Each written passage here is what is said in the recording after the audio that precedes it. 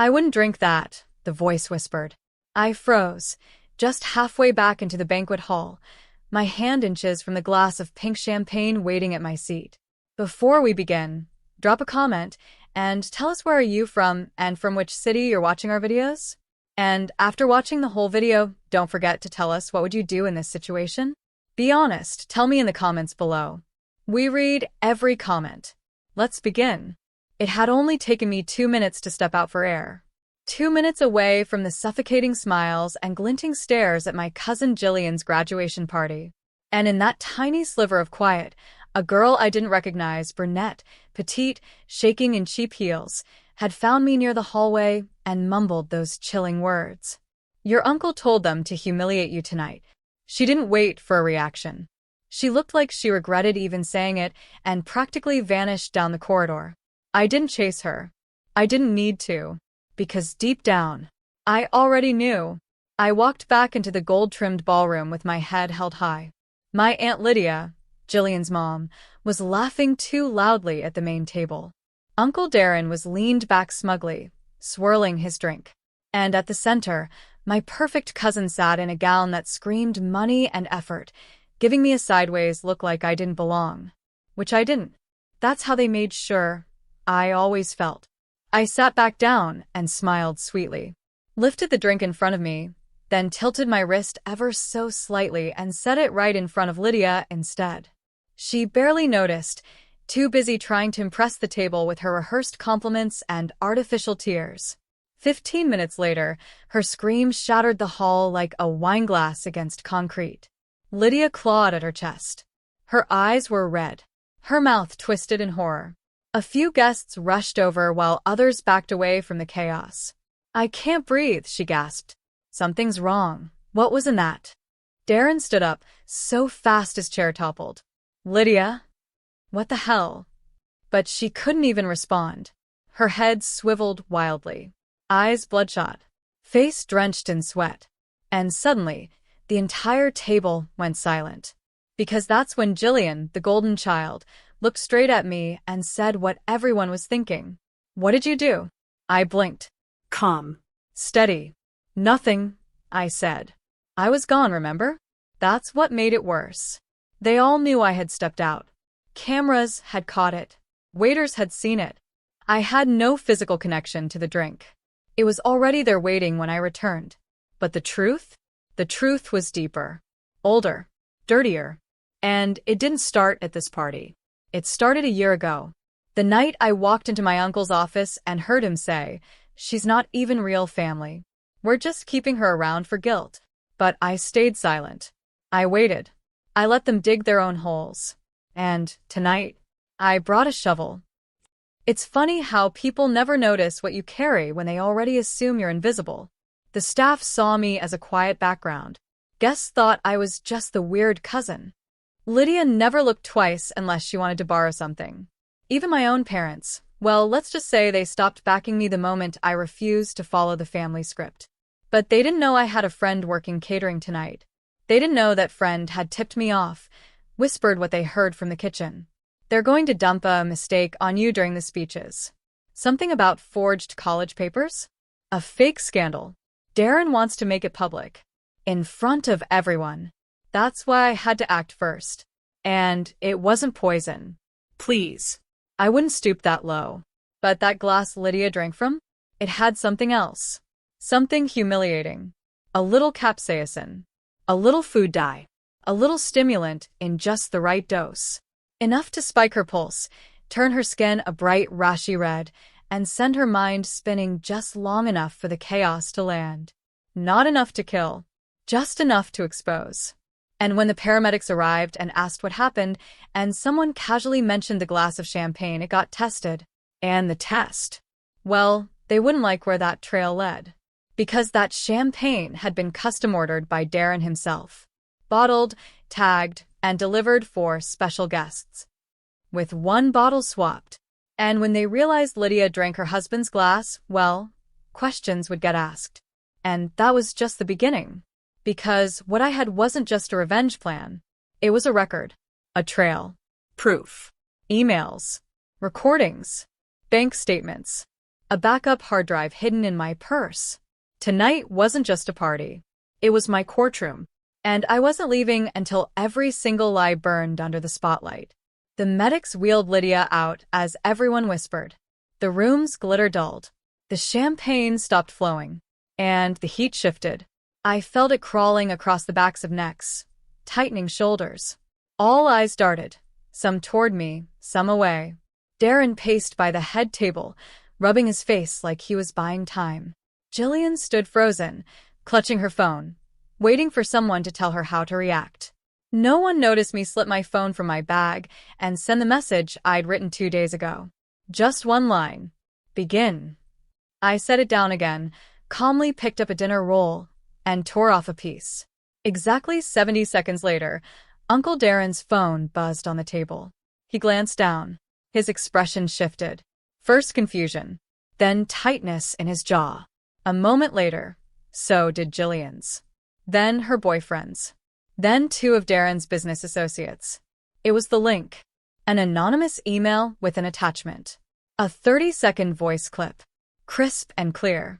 Darren's voice, sneering, smug, caught saying, "The scholarship funds just for tax breaks. None of those kids see the money. My niece? She's just our punchline. Watch what we do to her at the party." The silence cracked like dry glass. Someone across the room gasped. One woman covered her mouth. A man shook his head, stood up, and quietly walked out. Jillian's boyfriend said it first, low but audible. "What the hell is this?" Darren's face flushed so fast it looked sunburned. "Who's playing games?" he snapped, but his voice cracked. I stayed seated. Calm. Polite. A model guest. "Is this real?" Jillian asked. "Tell me this is fake." "It's edited," Darren barked. "It's fake, whoever made it." But his words faded. Everyone knew that voice. That tone. That laugh. That was him. And the moment it played, something in the room shifted. That invisible power he carried? It cracked.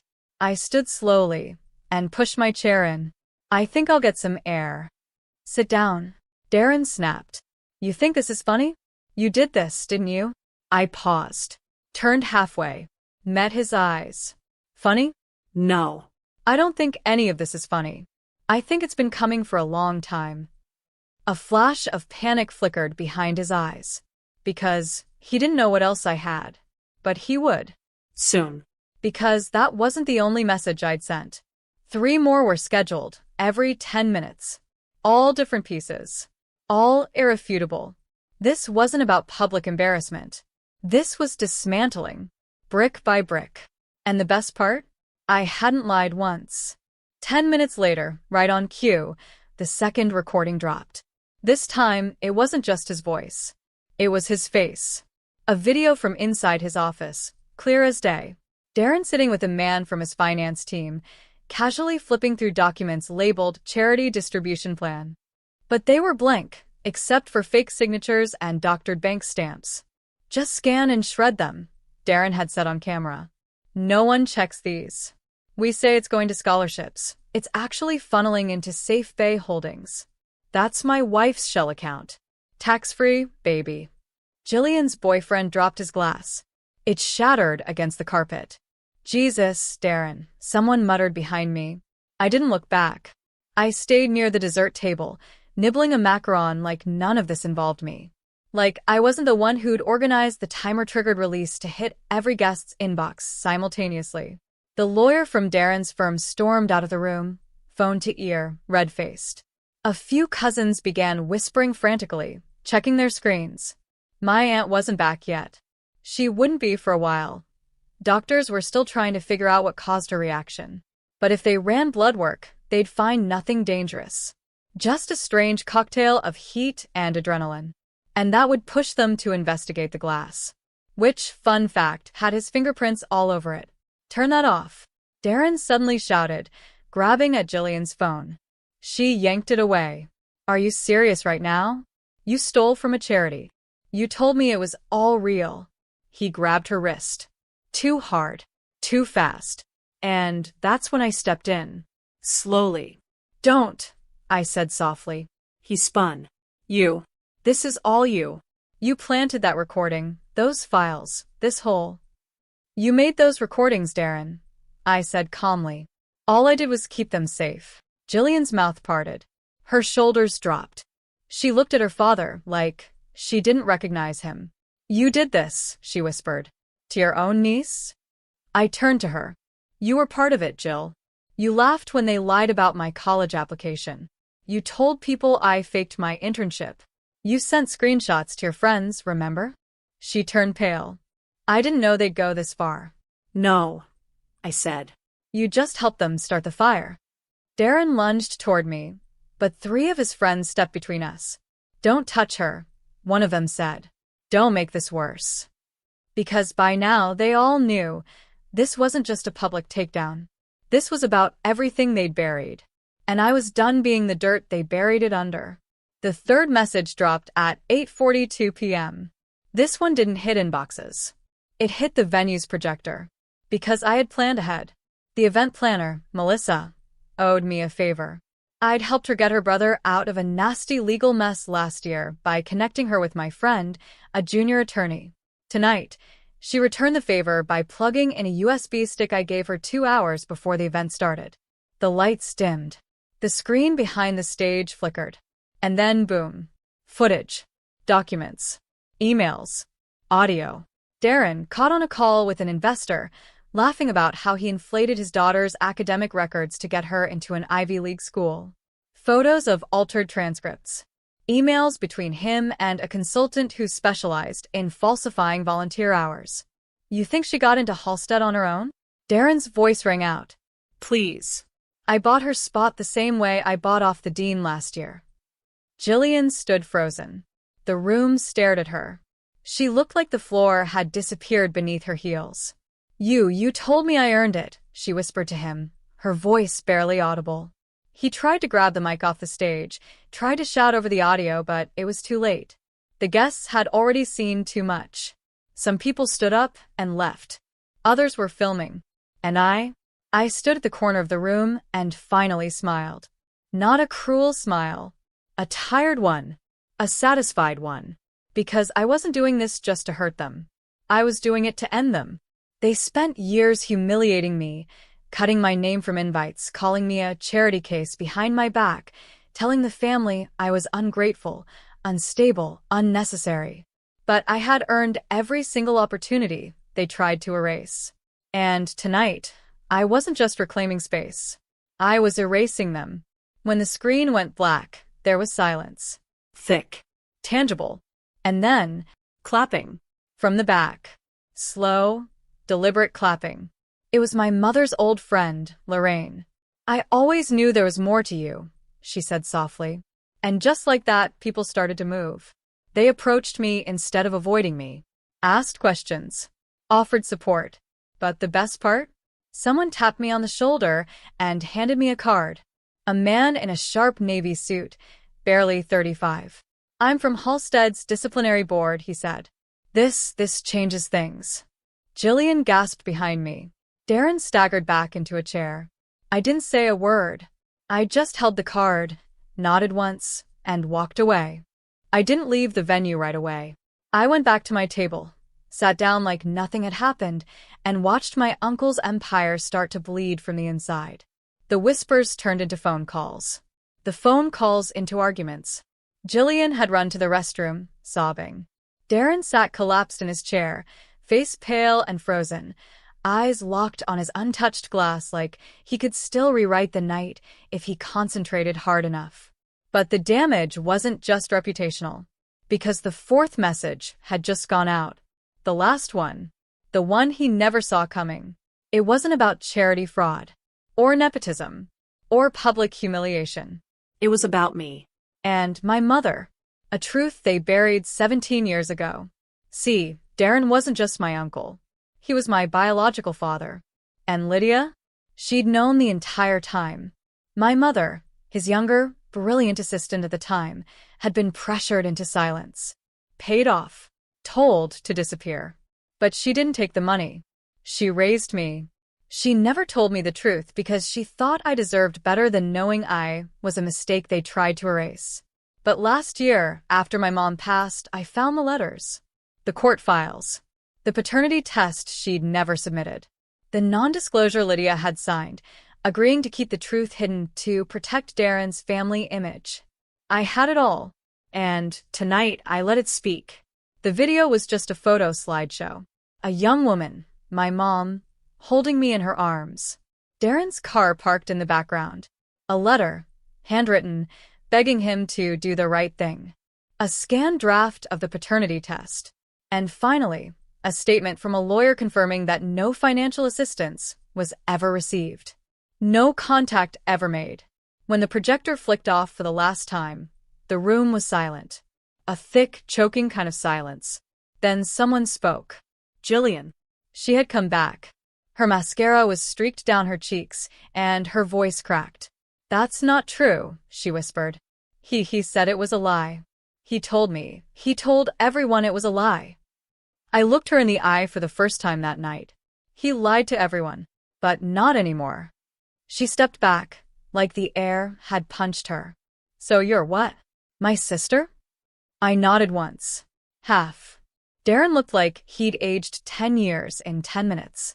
The man who used to smirk while I cleaned up after their parties now couldn't even lift his head. "What do you want from me?" he finally said, voice dry and broken. Nothing, I said. "I don't want anything from you. I never did. But now everyone knows who you are. And that's all I came for." He stood, wobbled slightly, then tried to steady himself. "You ruined us," he said. "No," I said quietly. "You did that a long time ago. I just turned on the lights." People began to leave. Quietly. Awkwardly. The caterers started packing early. Jillian was sitting again, crying softly. I picked up my clutch, slipped my phone inside, and turned to leave. But before I made it to the door, I heard someone call out behind me. "Hey." I turned. It was Jillian. She wiped her face, stood slowly. "I didn't know. I really didn't. I thought you were just weird. Angry all the time. I thought you envied us." "I did envy you," I said. "I envied how easily you believed you were loved." She flinched, swallowed hard. "What happens now?" I looked at her for a long second. "That depends on you," I said. "You can keep pretending this didn't happen. Or you can figure out who you are without him." I didn't wait for an answer. I stepped outside. The cool air hit my skin like freedom. The street was quiet. A few guests still lingered in the parking lot, murmuring, staring, unsure what to make of what they'd seen. But I didn't care, because for the first time in my life, I felt light. Not angry, not broken, just done. I walked down the street, heels clicking softly, until my car came into view. And when I sat inside and closed the door, I exhaled. I'd gone to that graduation party expecting to be their victim. Instead, I'd become the ending to their perfect lie.